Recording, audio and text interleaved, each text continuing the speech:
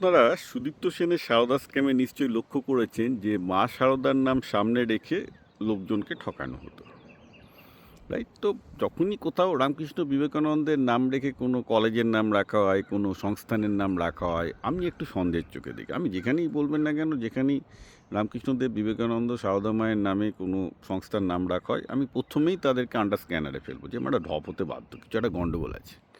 ঠিক আছে, আপনারা আমাকে রাগ করতে পারেন এই কথার জন্য, কারণ বেসিক্যালি তাদেরই এই ধর্মীয় নাম বা ধর্মীয় অনুভূতির দরকার হয় যাদের কিছু একটা ঢাকার ব্যাপার আছে। পলিটিক্সের ক্ষেত্রে একই জিনিস, সত্যি ধর্মের তাদেরই প্রয়োজনীয় হয় যাদের অন্যদিকে কিছু একটা ঢাকার ব্যাপার থাকে।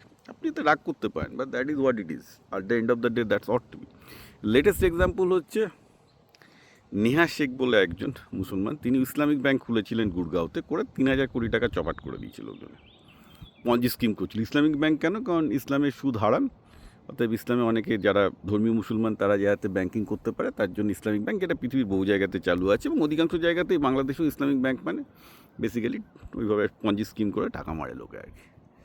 তো ধর্মটা যারা উপর ধর্ম দেখায় না, মানে যারা দেখবেন প্রচণ্ড পুজো অর্চনা করে, ধর্ম দেখায়, মন্দিরে যায়, আমি তাদের সবাইকেই সন্দেহ করি প্র্যাকটিক্যালি স্পিকিং। কারণ আমি জানি না আমি ধার্মিক কিনা, বাট উপনিষদ গীতা আমার রেগুলার জিনিস।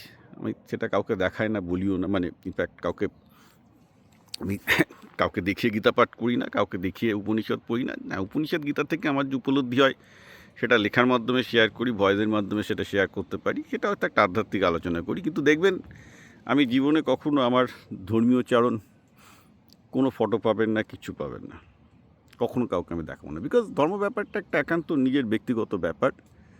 ব্যক্তিগত আমি নিজেও মনে করি যে আমি ব্যক্তিগতভাবে ইউজ করছি আমার নিজেকে স্টেবিলাইজ করতে, আমার নিজের বেনিফিটের জন্য, নিজেকে উন্নত করতে। সেই জিনিসটা যারা দেখিয়ে করতে চায়, বা যে পার্টি দেখিয়ে করতে চায়, বা যে ব্যবসা দেখিয়ে করতে চায়, সন্দেহ করুন যে ডাল মে কুচ কালা হয়।